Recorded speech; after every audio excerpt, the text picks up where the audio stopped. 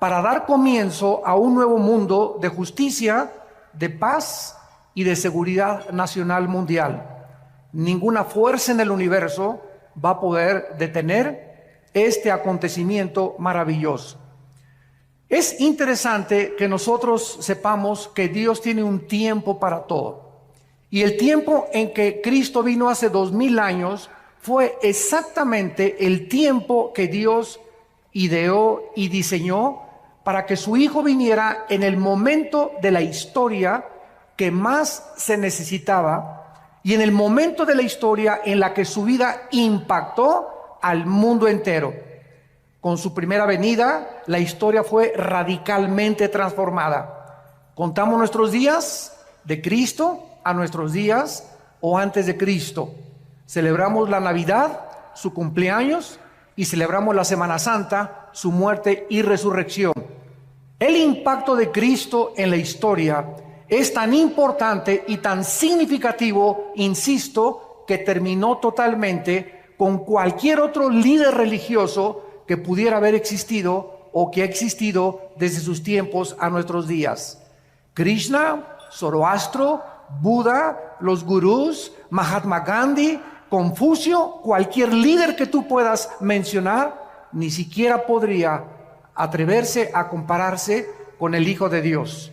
Nadie nunca profetizó que iban a ser Buda, nunca nadie supo cuándo iban a ser Confucio, ni cuándo iba a venir. Ningún líder religioso ha prometido que regresaría al mundo a traer la justicia y la paz y la seguridad mundial, más que el Hijo de Dios. Y esta es la razón por la cual nosotros debemos enfocar nuestra atención. Si no eres cristiano, o eres ateo, o eres un libre pensador, agnóstico, escéptico, en la persona de Jesús, que fue precisamente lo que hizo en mi vida el impacto que transformó mi carácter. En el libro de Gálatas capítulo 4, versículo 4, la Biblia dice que cuando vino el cumplimiento del tiempo de Dios, Dios diseñó que llegara Cristo hace 2000 años.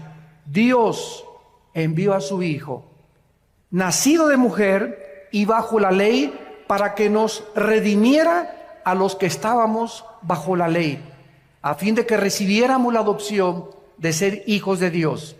La venida de Cristo fue en el cumplimiento del tiempo que Dios había escogido. Pero vamos a preguntarnos por qué escogió Dios que Cristo viniera hace 2000 años.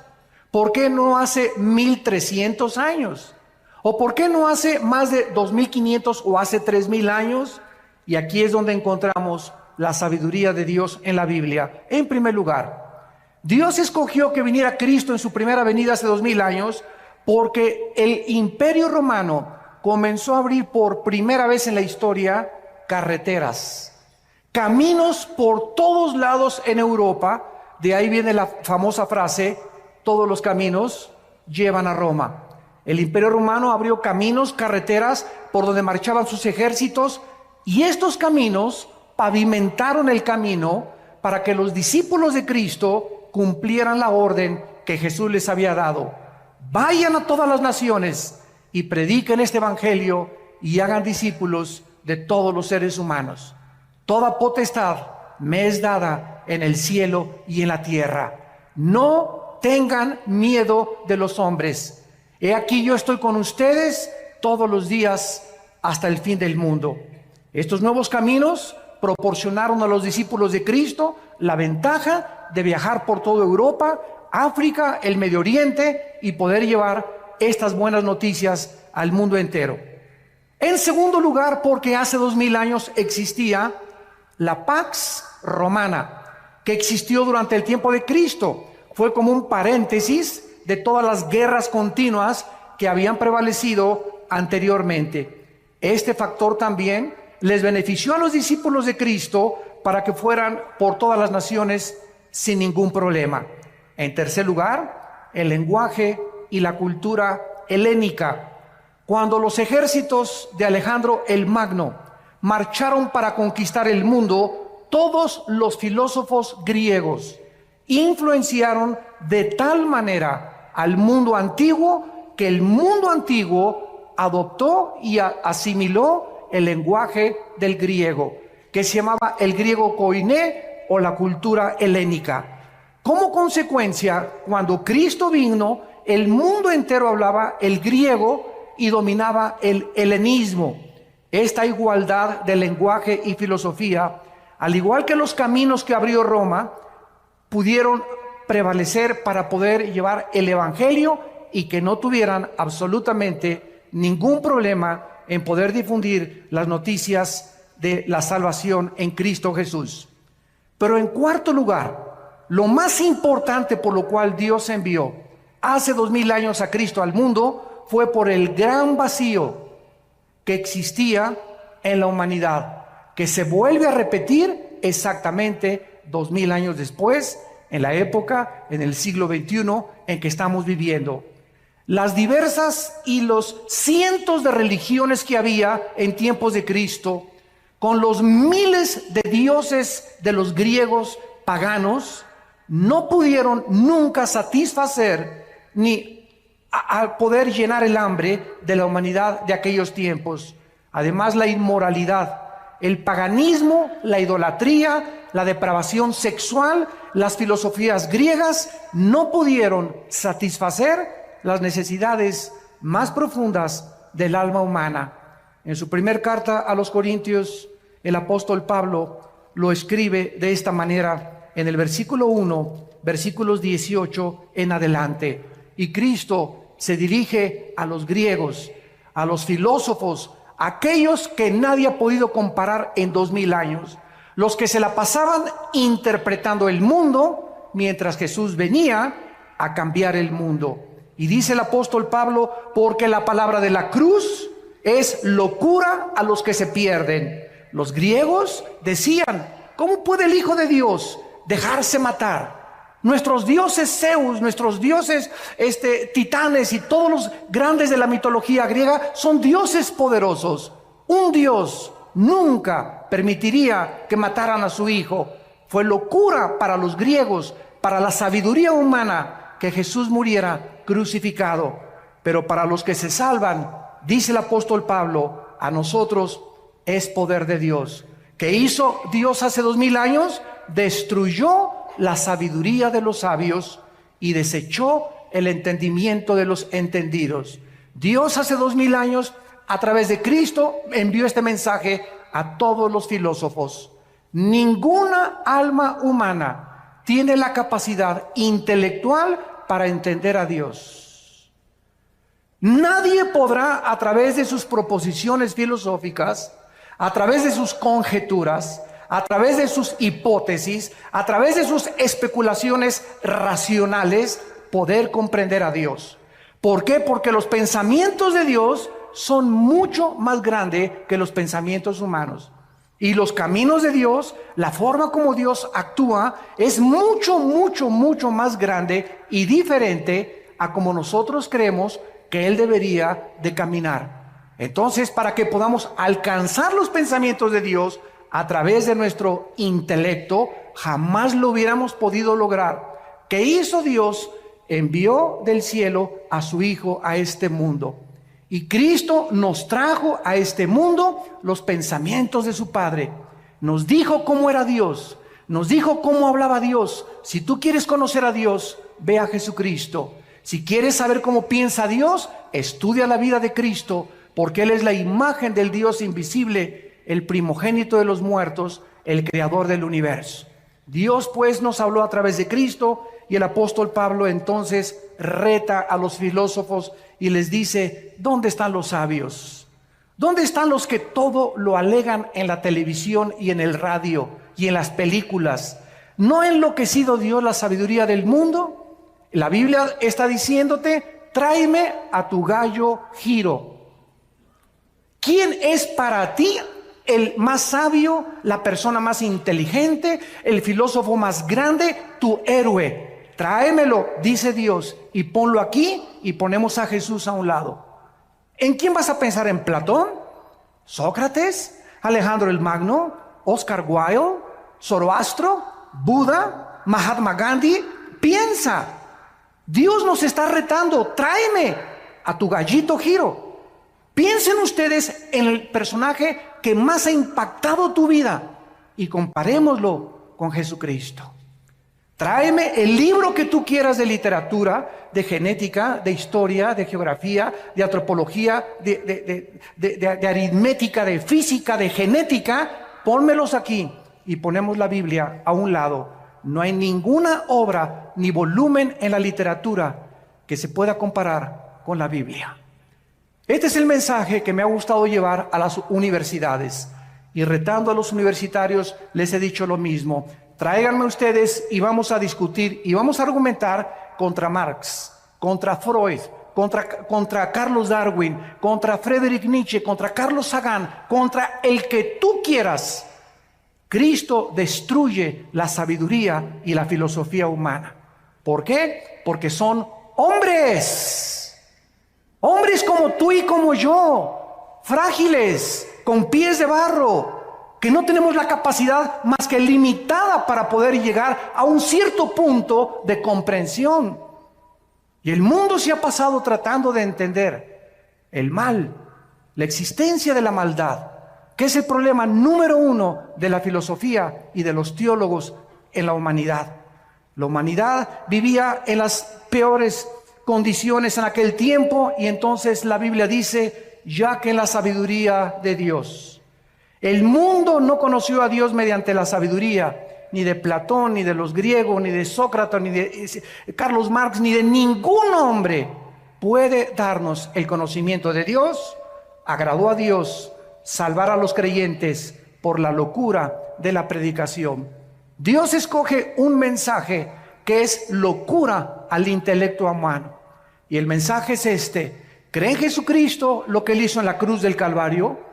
Invítalo a tu vida como tu Salvador y Dios te perdona tus pecados, pasados, presentes y futuros.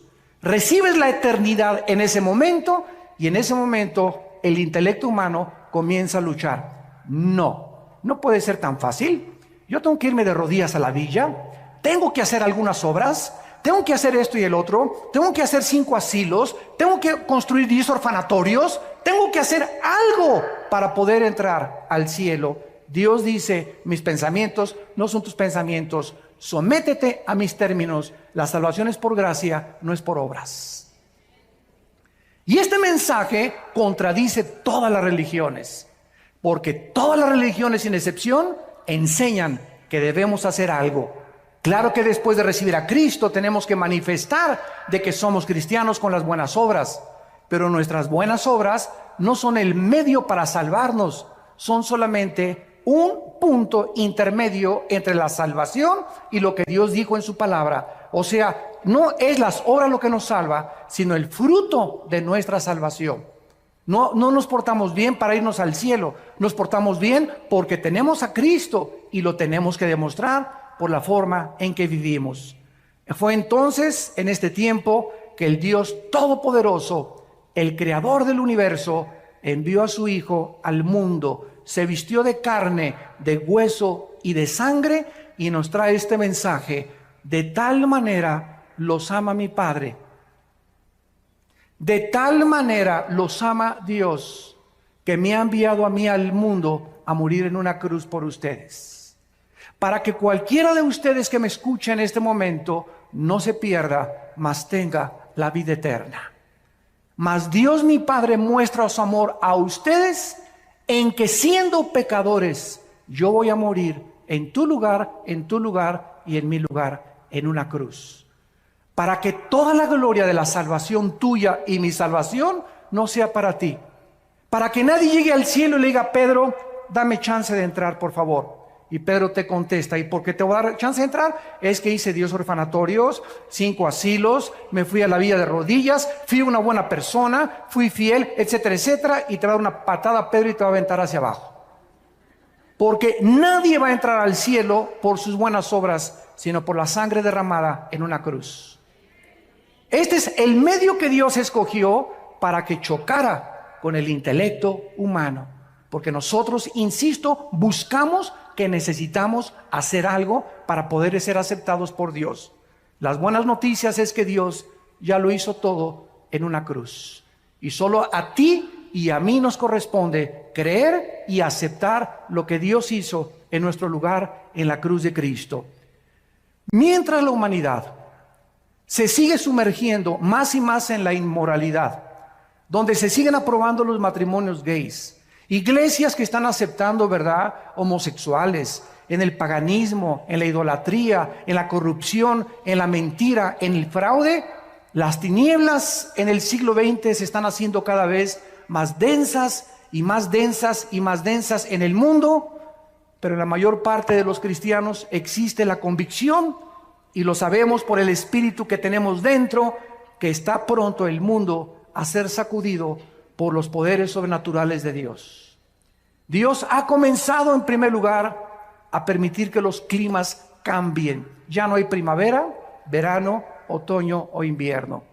Hemos acabado con el agua, hemos contaminado la comida, hemos contaminado el aire, la guerra política se intensifica, el Medio Oriente es una olla express que en cualquier momento cualquier loco aprieta un botón y explota el Medio Oriente. El petróleo se va a $200 por barril y comienza el caos, una inflación y una recesión donde la gente va a comenzar a desmayar, dice Lucas 21, por las cosas que están por suceder en el mundo entero.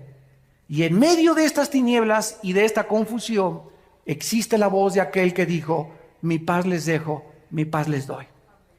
No tengan miedo. Mientras el mundo esté confundido, ustedes saben que yo soy el buen pastor, que di mi vida por ustedes y que nunca, nunca, nunca nada les va a faltar. Para nosotros el morir es ganancia. Lo peor que nos pudiera suceder es morir en un terremoto, en un tsunami, una erupción volcánica, un avionazo. De algo tenemos que morir. Y cuando muramos, seremos librados de este cuerpo corrupto y nuestra alma y nuestro espíritu será libre de esta prisión donde se encuentra actualmente y temporalmente, para estar en la presencia por todos los siglos de los siglos enfrente del Creador. Cristo en Mateo 24 explicó las señales antes de su venida. Porque vendrán muchos en mi nombre, versículo 5, diciendo: yo soy el Cristo, y a muchos engañarán. ¿Cuántas personas conoces hace 2000 años a nuestros días que han dicho: yo soy el Cristo? Gurús, David Koresh, Jim Jones, un tipo que anda ahorita en Miami diciendo que él es el anticristo y que él es Cristo, etcétera, etcétera. Los gurús de las filosofías orientales que te dicen: concéntrate en Chapultepec en posición de loto, budismo zen, en el tercer ojo que tenemos. El tercer ojo lo tienen, pero atrás no lo tienen adelante. Y concéntrate en Dios, y Dios está dentro de ti, y Dios está dentro de todos los seres humanos. ¿De dónde salió esta filosofía? Esta filosofía salió de los hombres, no de la Biblia. Y mientras todo esto sucede y siguen levantándose hombres y mesías, y el mundo como un niño inmaduro sigue creyendo que un presidente o un gobernante va a sacar al país del problema, o un partido político, siguen los seres humanos poniendo su esperanza en los seres humanos y no en Dios. Y la Biblia dice: maldito el que confía en el hombre y pone por carne su brazo. Bendito aquel que confía en Dios, porque será como árbol plantado junto a corrientes de agua, que da su fruto a su tiempo y su hoja no cae, y todo lo que haga prosperará. Nuestra confianza está en Dios. Nuestra confianza y esperanza no está en ningún político, en ningún partido, en ningún sistema político, ni socialista, ni comunista, ni democrático. Ningún sistema es perfecto, ningún estadista es perfecto, solo Jesucristo fue perfecto. Así que si tú tienes tu confianza en Dios y en Jesucristo, podrás mantenerte en un fundamento inconmovible, que es la roca, que es Jesús. Mateo 24 dice Jesucristo: van a oír de guerras y rumores de guerras. Miren que no se turben, porque es necesario que esto acontezca, pero aún no es el fin. 1914, Primera Guerra Mundial de la historia. 1939, Segunda Guerra Mundial de la historia. De 1945 a nuestros días, 445 revoluciones, más de 370 golpes de Estado, más de 15 cuantos genocidios. El siglo XX es el siglo donde más sangre se ha derramado, donde más guerras, donde más genocidios, José Stalin, Adolfo Hitler, Idi Amin, Lao Tse-tung, Mao Tse, y todos ellos, ¿verdad? Millones de personas mataron, pero al mismo tiempo e irónicamente, el siglo XX se caracterizó por ser el siglo donde más alta tecnología alcanzó el ser humano y donde más descubrimientos científicos se han logrado en toda la historia de la humanidad. Qué ironía que mientras el ser humano evoluciona en ciencia y en tecnología, se hunde en contrario en su moral. Cada vez se deprava más, cada vez hay más pastillas tranquilizantes, cada vez hay más confusión, porque el ser humano no fue nacido para él solucionar los problemas mundiales. Para eso tenemos a un Dios que dio su vida por nosotros en una cruz. Dice Cristo, iban a haber pestes. Te sonó la campana, ¿verdad? Que la influencia, que el ébola, que esto y el otro, que el SIDA, que el retrovirus del SIDA. Va a haber hambres, terremotos y todo será principio de dolores. Damas y caballeros, el mundo está entrando, lo que Jesús dijo hace 2000 años, al principio de los dolores. ¿Estás listo? Esto no es una coincidencia que hayas venido esta mañana a este desayuno.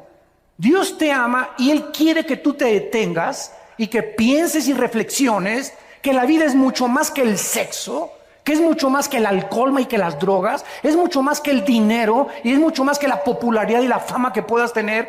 Todas esas cosas te van a dejar vacío y te van a dejar insaciable, porque de esa agua volverás a tener sed, pero el agua que yo te doy, dice Jesucristo, será una fuente que salte dentro de ti para vida eterna, porque fuimos creados para Dios, y mientras nuestra alma no regrese a Dios, nada en esta vida nos podrá satisfacer, dijo Cristo. Y entonces muchos tropezarán entonces y se van a entregar unos a otros, y unos a otros se aborrecerán. Dios dice que antes de que Él venga, el carácter del ser humano se va a deteriorar. Y ahora hemos visto ya crímenes de niños de 8, de 9, de 10, 12 años de edad. Maestras de escuela acostándose con niños de 12, 13 años de edad, las maestras de 30 años. Madres que ahogan a sus hijos en los ríos y que los sacrifican porque el novio no le gustaron los hijos que tienes. Estamos viendo cosas que jamás en la historia habíamos visto. Ahora los adolescentes no son de 18 a 21 años, son de 12, 13 años de edad, ya manoseándose entre ellos, besándose entre ellos, usando drogas, usando alcohol. ¿Por qué? Porque el carácter del ser humano se está deteriorando y los padres no se han dado cuenta y lo están acabando de aceptar como algo normal. Y no es normal. Nosotros somos un pueblo santo, llamado por Dios. Somos linaje escogido para ir en contra de las diversiones, en contra de las costumbres, en contra de la cultura y la moral del mundo. Dios nos ha llamado a ser diferentes. Y en esta diferencia estriba precisamente si tú eres santo o perteneces solamente a una iglesia porque te bautizaron o porque tus padres te heredaron la religión. Esa es nuestra vida consagrada a Dios, donde podemos nosotros impactar al mundo con nuestra vida. Cada vez los padres se van contra los hijos ahora, los hijos contra los padres, divorcios por todos lados, la gente contra el partido político, entre los partidos políticos unos a otros matándose. Ya no les interesa México, no les interesa Argentina, les interesa su partido, no les interesa el bienestar de la nación, les interesa su imperio, les interesa lo que ellos anhelan, no les interesa tu bien ni mi bien, les interesa sus propios intereses personales. Este es el egoísmo del ser humano, donde ya se perdió la brújula por todos lados. Ya nadie sabe qué cosa es lo que están persiguiendo. Y dice Cristo, muchos profetas se van a levantar y engañar a muchos. Y por haberse multiplicado la maldad, el amor de muchos se enfriará. Pero el que persevere hasta el fin, este será salvado y será predicado este evangelio del reino a todas las naciones, y entonces vendrá el fin. No fue hasta 1975 que se puso en órbita el primer Sputnik en Rusia, hasta nuestros días, que ahora los medios de comunicación están llevando este mensaje al mundo entero. Ahorita me están viendo aquí más de 1,300 personas en este salón, pero en este momento estamos siendo observados también por más de 60 millones de seres humanos que están oyendo lo que tú estás oyendo. Increíble la tecnología del siglo XXI. La mayoría de la gente sabe que la humanidad se está desintegrando. Los cambios climáticos, los terremotos, la pérdida de ozono en el espacio, la contaminación del aire, el agua, la comida, las guerras del Medio Oriente son señales de que el mundo está a punto de explotar. Hace 2,700 años, el profeta Isaías en el capítulo 24, versículo 3 en adelante, escuchen lo que escribió. Lo que voy a leer fue escrito, apúntalo, hace 2,700 años. Y este rollo de Isaías que voy a leer se encontró en Qumran. Y estos papiros originales no los inventó Don Brown, ni el Código Da Vinci, ni ángeles ni demonios. No es mitología, esto está en el Museo de Israel. Y ahí puedes ver tú estos papiros del rollo de Isaías exactamente como lo tenemos nosotros en nuestra Biblia. Así que si alguno tiene una duda de la veracidad de los documentos históricos de la Biblia, ahí están los documentos originales que te dan testimonio de que esto es realmente palabra de Dios. Dice Isaías 24, versículo 3, la tierra será vaciada, completamente saqueada. Jehová ha pronunciado esta palabra, se destruyó, cayó la tierra, enfermó, cayó el mundo, enfermaron los altos pueblos de la tierra y la tierra se contaminó bajo sus moradores. ¿Por qué? Porque traspasaron las leyes, falsearon el derecho, quebrantaron el pacto sempiterno. Damas y caballeros, cuando tú no les pones a los niños una línea y les dices, esto pueden hacer en vacaciones, entrar a su cuarto a tal hora, levantar sus cosas, esto no pueden hacer. No puedes salir de tu cuarto después de las 9 de la noche, no puedes hacer estas cosas. Si no ponemos una línea de demarcación a nuestros jóvenes, a nuestros niños, y si el gobierno no tuviera parámetros como los altos y los semáforos que te dice la luz amarilla, párate, porque si te pasas no sos responsable de un accidente, entonces el mundo sería una anarquía total. Dios ha establecido líneas morales. La moralidad no la puede legislar un gobierno, porque hay gobiernos que permiten las drogas, que quieren legislar las drogas, hay otros que permiten la homosexualidad, así que el gobierno no puede tener la moral absoluta. Solo Dios, nuestro Creador, nos puede decir, estas son las líneas de demarcación. Y Dios en la Biblia ha establecido que el matrimonio sea entre un hombre y una mujer. No entre Pepe ni Pancho, ni entre Lupita ni Carmelita. Dios le trajo una mujer a Adán para que los dos pudieran interrelacionarse con órganos reproductores sexuales diferentes, para que pudiéramos ser colaboradores con Dios entre seres humanos. ¿Qué ha hecho el hombre? Dice la Biblia, traspasaron las leyes. A mí no me importa lo que dice, a mí me importa ser feliz y no me importa lo que la cultura ni lo que la moral diga. Y los gobiernos, como son democráticos, ante la presión de los homosexuales y de los grupos degenerados, el gobierno no tiene más que legislar y decir, para poder comprar votos, pues vamos a legislar la inmoralidad y la homosexualidad.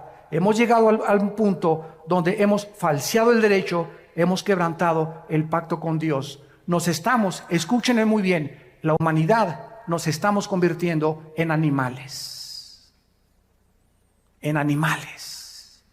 Donde te matan, donde te secuestran, donde creen que el otro día vi un anuncio que decía, no a la pena de muerte porque nos convierte en asesinos. El partido que escribió eso no tiene el mínimo conocimiento de lo que significa la retribución y no la venganza.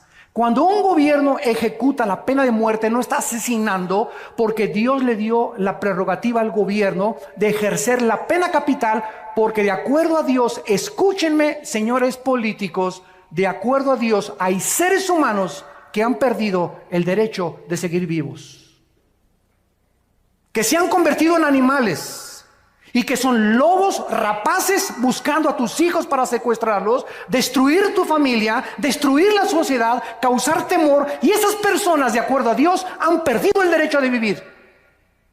Porque es preferible que uno muera y que no secuestren a 50 y que paguen por uno solo.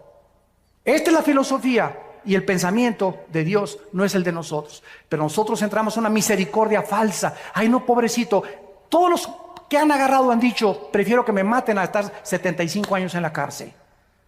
¿Qué cosa es lo que está sucediendo? Estamos perdiendo la brújula, donde ya nadie sabe si es bueno, si es malo, qué es mejor. ¿Por qué? Porque no son guiados por la Biblia, sino por los razonamientos y las filosofías de los seres humanos.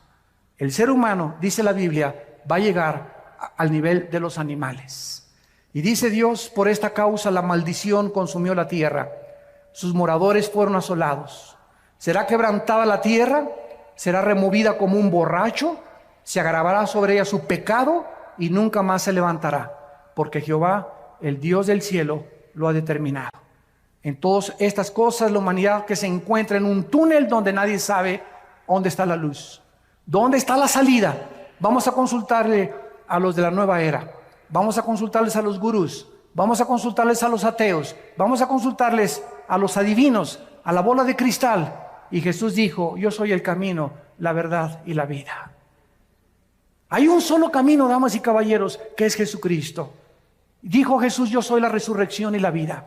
Y quiero decirte que si tú en esta mañana vives, es precisamente porque yo quiero que tú vengas a morar conmigo eternamente en la casa de mi Padre. ¿Por qué Cristo va a regresar? Número uno, porque la creación lo espera impacientemente. La creación ha sido contaminada con huracanes, tornados, lluvias, tormentas, erupciones volcánicas. ¿Por qué? ¿Ha existido esto siempre en la humanidad? Así es, desde que el primer hombre pecó en el huerto del Edén. Dios puso un planeta perfecto como administrador a una primer pareja y el hombre se rebeló contra Dios. Y Dios ha dejado esta rebelión continuar hasta el tiempo en que Él va a venir a poder acabar con la maldad. Y durante toda esta época de la historia ha entrado el proceso que la física llama la entropía, donde todo se descompone, todo se echa a perder, nuestras células comienzan a desgastar, todo se oxida. Esta es la ley de la entropía o de la corrupción de acuerdo a la teología bíblica. Y Dios dice que cuando Él venga, restaurará totalmente la creación. Miren lo que dice en Isaías 11, versículo 6, que pasará con el mundo ecológicamente cuando Cristo regrese. Morará el lobo con el cordero, el leopardo con el cabrito se acostará, el becerro y el león, la bestia, andarán juntos, y un niño los pastoreará. La vaca y la osa pasarán, sus crías se echarán juntas, y el león como el buey comerá paja. ¿Qué dice la Biblia? Que los leones antes no eran feroces. Dios no creó a los leones feroces. Dios no le puso veneno a los alacranes, ni a la viuda negra. Dios no le puso la ferocidad a las bestias de la selva. Dios no es el autor de lo que tenemos a nuestro alrededor. Somos nosotros. Cuando nosotros pecamos, inmediatamente se contaminó todo lo que estaba a nuestro alrededor. ¿Por qué? Porque el ser humano alejado de Dios no tenía el derecho de vivir en un mundo perfecto. El momento en que nosotros nos rebelamos contra Dios, me contamino a mí mismo, me comienzo a autodestruir, comienzo a destruir a mi esposa, comienzo a destruir a mis hijos, comienzo a lastimar a toda la gente a mi alrededor, porque el pecado es contagioso. Y si no entendemos esto, ¿por qué la Biblia aparta el pecado de la santidad? Nunca vamos a comprender la mente de Dios. Cuando tú pecas, estás escogiendo sufrir. Cada vez que tú pecas, vas a sufrir. Y vas a sufrir más allá de lo que tú creías que ibas a sufrir. El precio que vas a pagar va a ser más caro que el que pensabas que ibas a pagar. Y te irá peor de lo que pensaste que te iba a ir. El pecado trae consecuencias, porque la paga del pecado es la muerte. Y Jesús dijo que Él venía a pagar por el pecado humano. En segundo lugar, Cristo va a regresar porque nosotros lo estamos esperando. La Biblia dice por todos lados en el Nuevo Testamento que estemos orando y diciéndole al Padre, envíanos al Señor. Dice Tito capítulo 2, versículo 11 en adelante, porque la gracia de Dios se ha manifestado para salvación a todos los hombres, enseñándonos que renunciando a la impiedad y a los deseos mundanos, vivamos en este mundo sobria, justa y piadosamente, aguardando la esperanza bienaventurada y la manifestación gloriosa de nuestro gran Dios y Salvador Jesucristo. ¿Por qué me porto bien?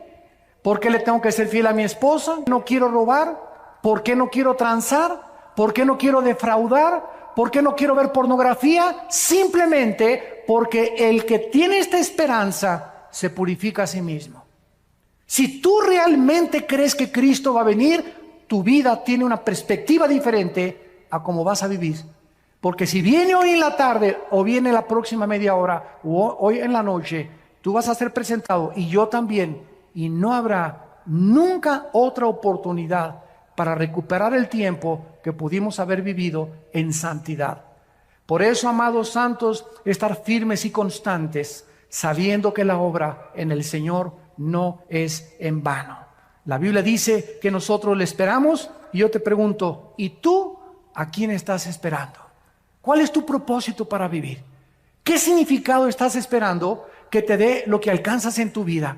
Pregúntale a la gente, ¿qué es lo que tú esperas de la vida? Ser famoso, ser modelo, ser artista, ser cantante, y después, ¿qué vas a hacer? ¿Qué no sabes que te puedes morir a los 35 años de edad? A los 40 años de edad, a los 50 años de edad, que tu carrera política puede ser frustrada por una embolia, por un ataque al corazón, que tu belleza puede ser extinguida mañana por un cáncer de piel o por cualquier problema que te pueda suceder. Nuestra vida está en un hilo. No nos hagamos ilusiones de poner nuestras perspectivas en este mundo. Está bien que queramos distinguirnos y todo, pero para la gloria de Dios, no para nuestros propios intereses. Si tu esperanza no está en Cristo, no eres más que una pobre criatura, desventurada, pobre, desnuda y triste delante de Dios. Porque lo que le da significado a nuestra vida es esperar a Cristo. En tercer lugar, Cristo tiene que venir porque la justicia lo demanda legalmente. Si Dios es justo y Dios ama la justicia, cuando Él venga, tiene que castigar el pecado. La paga del pecado es la muerte. ¿Cuántas personas conoces tú que se han muerto sin ir a la cárcel? ¿Cuántas personas hay en la cárcel que deben estar afuera? ¿Y cuántas personas hay afuera que deberían estar encerrados, pero por su influencia o por su dinero pueden salvarse del castigo judicial en este mundo? Escúchame, Dios algún día te va a pagar con todo lo que hiciste. No hay ninguno de nosotros que se le pueda escapar a Dios en el día del juicio, por cuanto Dios ha establecido un día en el cual juzgará al mundo con justicia, dando testimonio a los hombres con haber levantado a su Hijo de entre los muertos. En cuarto lugar, Cristo va a regresar para cumplir las profecías que Él dijo acerca de su venida. En el capítulo 14 de Juan, antes de morir, el día antes, Jesús les dijo a sus discípulos: no se turbe vuestro corazón, creen en Dios, creen también en mí. No permitas en estos meses y años que estamos viviendo que nada de las noticias, que el petróleo cayó, que el dólar cayó, que no hay trabajo, no permitan, dice Dios, que nada les robe su paz. Lo que nos hace ser vencedores ante las circunstancias adversas del mundo es la paz de Dios. Si tú no tienes en esta mañana, ustedes que nos ven por la televisión, si tú no tienes paz en tu vida, no puedes alcanzar ni lograr nada. Y déjame decirte algo, no tienes paz porque el pecado trae culpa, vergüenza, intranquilidad, irritabilidad, rencor y amargura. Cada vez que pecas, pierdes la paz, pierdes la tranquilidad, no te aguanta ni tu perro. Pero cuando tenemos paz, somos gobernados por algo que sobrepasa el entendimiento, y que aunque podamos alrededor estar en medio de un huracán y de un tornado, sabemos que nuestras vidas están totalmente en las manos de aquel que dio su vida por nosotros en una cruz. Cristo dijo: en la casa de mi Padre muchas moradas hay. Si así no fuera, yo os lo hubiera dicho. Voy a preparar lugar para ustedes, para que si yo me fuere, vendré otra vez y los tomaré a mí mismo, para que donde yo estoy, ustedes también estén. Y ustedes saben a dónde voy y sabéis el camino. Tomás le dijo: no sabemos dónde vas. ¿Cómo podemos saber el camino? Jesús le dijo: yo soy el camino. Yo soy la verdad y yo soy la vida. Nadie viene al Padre si no es por mí. Fue lo que hizo que mi vida fuera consagrada a Dios. Cuando yo leí esto, ya había estudiado yo las religiones. Buda, había pertenecido al Partido Comunista, quería ser gurú, me quería el Himalaya, me quería rapar como los Hare Krishna, quería experimentar con las drogas, con la marihuana, con el LSD, etcétera, etcétera. Y cuando yo me enfrento con estas palabras de este hombre, caí en ese momento. Eran las 1:30 de la madrugada en mi casa, bañado en lágrimas. Por fin descubría a alguien que me decía: no puede que, quizá, chance y, a lo mejor me encontraba con alguien que me decía: yo soy el camino. No hay ningún otro camino, Armando, me decía Jesús, más que yo. Cualquier otro camino en el que tú te encuentres es un camino que conduce a la muerte.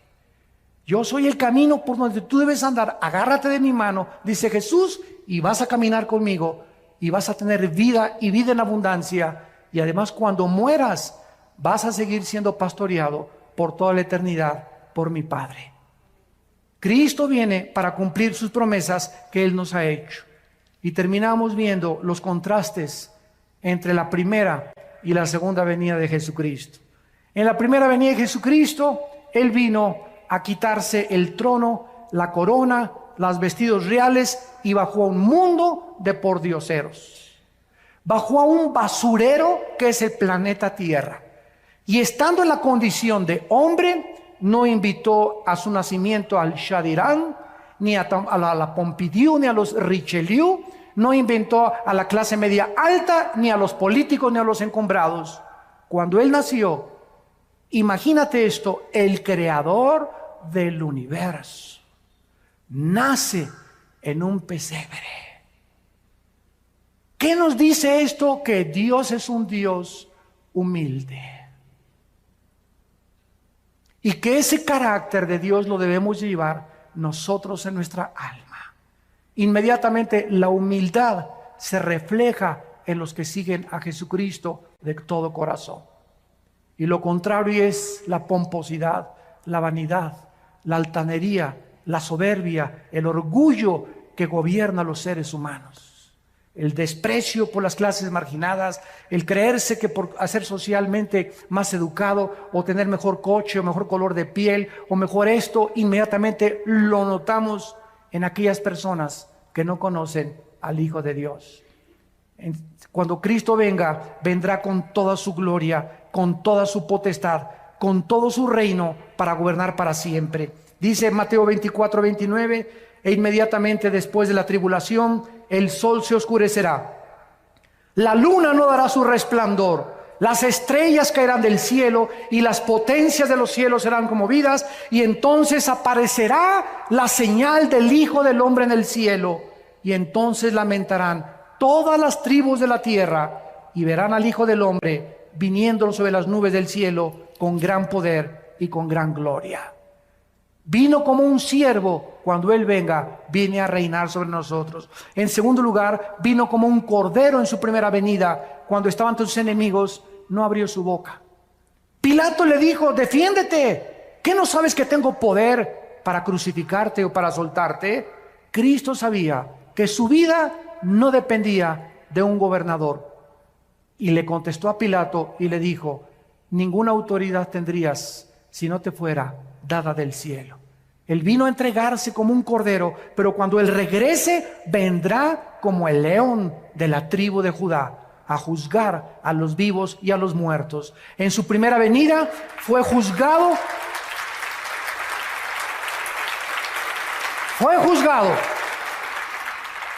En su primera venida, con el juicio más injusto dentro de la misma jurisprudencia y de las leyes del derecho romano y del derecho griego y de todos los que han estudiado, es el juicio más injusto que un hombre ha padecido, el haber sido juzgado como lo fue Jesucristo.